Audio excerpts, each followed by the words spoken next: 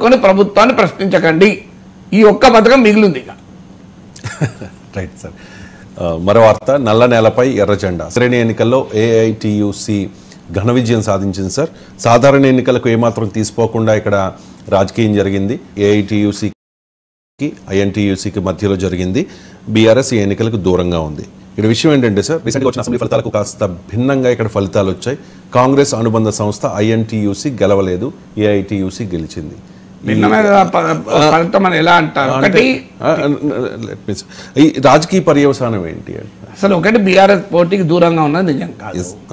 BRS అనుబంధ తెలంగాణ బొగ్గు గని కార్మిక సంఘం ఈ గుర్తింపు సంఘ ఎన్నికల్లో పోటీ ఉంది. అసలు ఏ సంఘము దూరంగా ఉండదు. సింగరేణి ఎన్నికల ప్రక్రియ ఏంటంటే 13 సంఘాలు గుర్తింపు కొరకు పోటీ పడ్డాయి.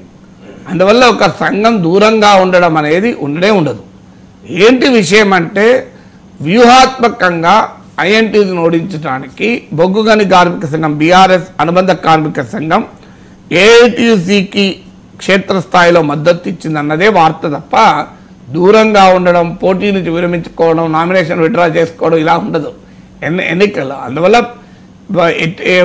గెలిచే అవకాశమే లేదు తమకు అని అర్థమైన తర్వాత బొగ్గు గని కార్మిక సంఘం ఏఐటీయూసీకి కొన్ని చోట్ల వ్యూహాత్మకంగా ఓటు వేసింది అని నిన్న కూడా టీవీలో వచ్చింది. సింగరేణి పోలింగ్ బూత్ల మధ్య కనిపించని గులాబీ జెండాలు అని. అందువల్ల వారు ఒక రకంగా వ్యూహాత్మకంగా తీసుకున్న చర్య తప్ప దూరంగా ఉండడం జరగదు. రెండవది, ఇది అసెంబ్లీ ఎన్నికలకు భిన్నమైన ఫలితం అన్నారు. అసెంబ్లీ ఎన్నికలు ఎవరు గెలిచారు? కాంగ్రెస్ సిపిఐ కూటమి గెలిచింది. ఈ ఎన్నికలు ఎవరు గెలిచారు? బీఆర్ఎస్ గెలిచిందా? బీజేపీ గెలిచిందా? మీరు ఎలా చెప్తారు అసెంబ్లీ ఎన్నికలకు భిన్నమైన ఫలితం అని? ఎందుకంటే మద్దతు ఇచ్చుకున్నాయి. వాళ్ళే కదా, సిపిఐ ఇక్కడ పోటీ పడ్డవి కాంగ్రెస్. పోటీ వేరు, భిన్నమైన ఫలితం అన్నారు. వేరు, భిన్నమైన పోటీ జరిగింది. భిన్నమైన పోటీ. అసెంబ్లీ సిపిఐ గెలిచింది కదా సార్. సిపిఐ అనుబంధ సంస్థ, కాంగ్రెస్ అనుబంధ సంస్థ. అదే అసెంబ్లీ ఎన్నికలకు భిన్నమైన తరాలో పోటీ జరిగింది, ఫలితం భిన్నమైనది కాదు. అసెంబ్లీ ఎన్నికలు కూడా గెలిచింది కాంగ్రెస్ సిపిఐ కూటమి. 64 కాంగ్రెస్ గెలిచింది, ఒకటే సిపిఐ. ఆ కూటమిలో ఉన్న 2 పార్టీల కార్మిక సంఘాలు విడివిడిగా పోటీ పడ్డాయి. పోటీ వారి మధ్యన జరిగి వాళ్ళలో ఒకరు గెలిచారు. అందువల్ల కాంగ్రెస్ ఓడిపోయినా తన మిత్రపక్షమైన సిపిఐ గెలిచింది. అసెంబ్లీ ఎన్నికల్లో 64 కాంగ్రెస్, 1 సిపిఐ. అందుకే అంటున్నా మీకు, కాంగ్రెస్ సిపిఐ కూటమే అసెంబ్లీ ఎన్నికల్లో గెలిచింది. కాంగ్రెస్ మిత్రపక్షమైన సిపిఐ సింగరేణి ఎన్నికలు భిన్నమైన ఫలితం అంటే ఎట్లయితుంది? బీజేపీ అనుబంధ కార్మిక సంఘమో బీఆర్ఎస్ అనుబంధ కార్మిక సంఘం గెలిస్తే అది భిన్నమైన ఫలితం అంటాం. సో అసెంబ్లీ ఎన్నికల్లో ఓడిపోయిన బీఆర్ఎస్ ఇక్కడ కూడా ఓడిపోయింది కదా, ఇంకెక్కువ ఓడిపోయింది. ఇక్కడ అసెంబ్లీ ఎన్నికల్లో 2వ స్థానంలో ఉన్న బీఆర్ఎస్ ఇక్కడ 3వ స్థానానికి నెట్టివేయబడ్డది. ఇంకా మరి అది భిన్నమైన ఫలితం ఎట్లా అవుతుంది? అసెంబ్లీ ఎన్నికల్లో ఉత్తర తెలంగాణలో ప్రభావం చూపిన బీజేపీ ఈ ఎన్నికల్లో కనిపించలేదు కదా. ఇప్పుడు సింగరేణి ప్రాంతంలో బీజేపీ, ఉమ్మడి ఆదిలాబాద్ జిల్లాలో కూడా బీజేపీ గెలిచింది. సో ఇక్కడ లేదు కదా మరి బీజేపీ. ఇప్పుడు ఇక్కడ సింగరేణి ఎన్నికల్లో బీజేపీ పేరు కూడా నిలవలే కదా. అంటే అర్థం ఏంటి? అసెంబ్లీ ఎన్నికలకు మనం ఒక కార్మిక సంఘ ఎన్నికల్ని కంపేర్ చేయలేము.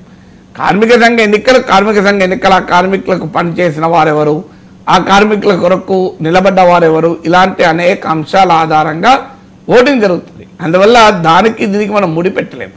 అందువల్ల ఒక రకంగా కాంగ్రెస్ పార్టీకి ఉపశమనం ఏంటంటే, ఊపిరి పీల్చుకునే ఏంటంటే, తాము ఓడిపోయినా తాము మిత్రపక్షం గెలిచింది. రేపు లోక్సభ ఎన్నికల్లో కాంగ్రెస్ సిపిఐ కలిసి పోటీ చేయదా? కలిసే పోటీ చేస్తుంది కదా. రేపు ఇండియా కూటమిలో భాగమే కదా, ఇండియా కూటమి గెలిచింది కదా సింగరేణి ఎన్నికల్లో అని కాంగ్రెస్ వాళ్ళు సముదాయించుకోవడానికి ఉపయోగపడుతుంది. వాస్తవంగా కాంగ్రెస్ దీన్ని ముందుగా సీరియస్ తీసుకోలేదు. ఈ అసెంబ్లీ ఎన్నికల గెలిచాక మంత్రులు, ఎమ్మెల్యేలందరూ రంగంలో దిగి భారీగా ప్రచారం చేసిన మాట నిజం. కానీ తమ ప్రత్యర్థి అయిన బీఆర్ఎస్ గెలవకపోవడం కాంగ్రెస్ కు ప్రధాన స్వాంతం ఏంటంటే, అధికార కాంగ్రెస్ ఓడిపోయింది కదా. అసెంబ్లీ ఎన్నికల్లో గెలిచిన కాంగ్రెస్ పార్టీ ఓడిపోయింది, గెలిచింది మధ్యలో సిపిఐ కదా. సో అందువల్ల తమ ప్రధాన ప్రత్యర్థి ఓడిపోయారన్న సంతృప్తి బీఆర్ఎస్కి మిగిలింది. తాము గెలవకపోయినా తాము మిత్రపక్షం గెలిచారన్న సంతృప్తి కాంగ్రెస్కి మిగిలింది. తామే గెలిచామన్న సంతృప్తి కమ్యూనిస్టులకు మిగిలింది. అందువల్ల సింగరేణి కార్మికులు 3 పార్టీలకు సంతృప్తికరమైన ఫలితం ఇచ్చారు. బీజేపీకి సో తమ ప్రధాన ప్రత్యర్థి అయిన కాంగ్రెస్ ఓడిపోయినందుకు బీఆర్ఎస్ ఆనందపడుతుంది. తమ ప్రధాన ప్రత్యర్థి గెలవలేదు, తమ మిత్రపక్షమే గెలిచింది కదా అనే సంతృప్తి కాంగ్రెస్ కు.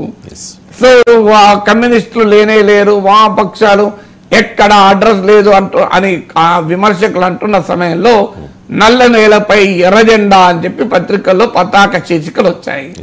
ఇది కమ్యూనిస్టు అభిమానులకు ఉత్సాహపరుస్తుందా లేదా? సో మీరు ఇలా పేజ్ 1లో నల్ల నేలపై ఎర్ర జెండా ఎగిరింది అన్నప్పుడు ఎర్ర జెండాను అభిమానించేవారు పులకరించిపోతారు కదా.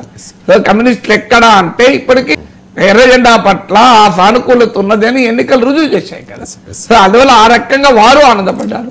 ఇక లేనిది ఎవరంటే బీజేపీకి ఆనందం. అక్కడ బీజేపీ లేదు, పోటీలోనే లేదు కనుక ఆనందం లేదు, బాధ లేదు. వాళ్ళు పోటీ చేస్తే కదా సమస్య. వాళ్ళు అక్కడ పోటీలో ఉన్నారు, పోటీలో లేరని నేను అన్నాను, కానీ వాళ్ళు ఆడ ప్రభావమే లేదు మొదటి నుంచి కూడా. సో ప్రభావమే లేదు కనుక చర్చ కూడా లేదు కదా. Right sir. అంటే మామూలు ఎన్నికలకు ఈ ఎన్నికలకు కాస్త డిఫరెన్స్ ఉన్నా కూడా ఒక 11 నియోజకవర్గాల్లో, అసెంబ్లీ నియోజకవర్గాల్లో ఈ ఏరియా సింగరేణి ఏరియా అంతా విస్తరించి ఉంది కాబట్టి సో దీని పర్యవసానాలు లోక్సభ ఎన్నికల మీద ఎంతవరకు ఉండవచ్చు? అంటే ఇప్పుడు 5 లోక్సభ సీట్లలో ఈ ప్రాంతము సింగరేణి ప్రాంతంలో 5-6 లోక్సభ సీట్లు ఉంటాయి. ఇప్పుడు మీకు పెద్దపల్లి లాంటి సీటు ఇలా మీకు ఉంటాయి. సో ఇక్కడ మళ్ళీ అదే కాంగ్రెస్ సిపిఐ కలిసి పోటీ చేస్తుంటే ఇక ప్రభావం ఏంటి? ఇప్పుడు ఐఎన్టీసీ ఏఐటీసీ కలిపిన ఓట్లే కదా అత్యధిక ఓట్లు. సో అందువల్ల లోక్సభ ఎన్నికలకు వచ్చే వరకు ఎజెండా వేరుంటుంది. ఇప్పుడు 10-12 సీట్లు ఇక్కడ ఈ ప్రాంతంలో ఉన్నాయి. సిపిఐకి 2 సీట్లు ఇవ్వమని ఇవ్వలే కదా కాంగ్రెస్. ఈవెన్ బెల్లంపల్లి సీటు అంటే ఈ సింగరేణి ప్రాంతంలో ఒక సీటు సిపిఐ అడిగిన దాంట్లో బెల్లంపల్లి ఉంది, చెన్నూరు ఉంది. ఈ 2 సీట్లు కూడా సింగరేణి ప్రాంతంలో ఉన్నాయి. ఇప్పుడు ఎన్నికలు జరిగిన సింగరేణి ప్రాంతంలోనే సిపిఐ అడిగిన సీట్లు ఉన్నాయి. ఆ 2 సీట్లు సిపిఐకి ఇవ్వడానికి కాంగ్రెస్ నిరాకరించి ఒక్క కొత్తగూడెం మాత్రం ఇచ్చారు. అది సింగరేణి హెడ్ క్వార్టర్స్. అక్కడ సిపిఐ రాష్ట్ర కార్యదర్శి ఏఐటీసీ నాయకుడు అయినటువంటి కూనేనేని సాంబశివరావు గెలిచారు. సో అందువల్ల సింగరేణి ప్రాంతంలోనే గతంలో 2 సీట్లు సిపిఐ అడిగింది, ఇవ్వలేదు. అందువల్ల లోక్సభ ఎన్నికలకు ఇది పెద్ద ప్రామాణికం అవుతుందని అనుకోను. కానీ ఒక సిపిఐ కాంగ్రెస్ కలిసి పోటీ చేస్తాయి కనుక సిపిఐ ఇప్పటికే మేము ఒక సీటు పోటీ చేస్తాను లోక్సభ ఎన్నికల్లో ప్రకటించాను. సో సిపిఐ బార్గెనింగ్ పవర్ పెరగడానికి ఉపయోగపడుతుంది. Right sir. గత ఎన్నికలతో కంపేర్ చేస్తే తెలంగాణ అసెంబ్లీ ఎన్నికల్లో గణనీయంగా సీట్లు ఓట్ షేరింగ్ పెంచుకున్న భారతీయ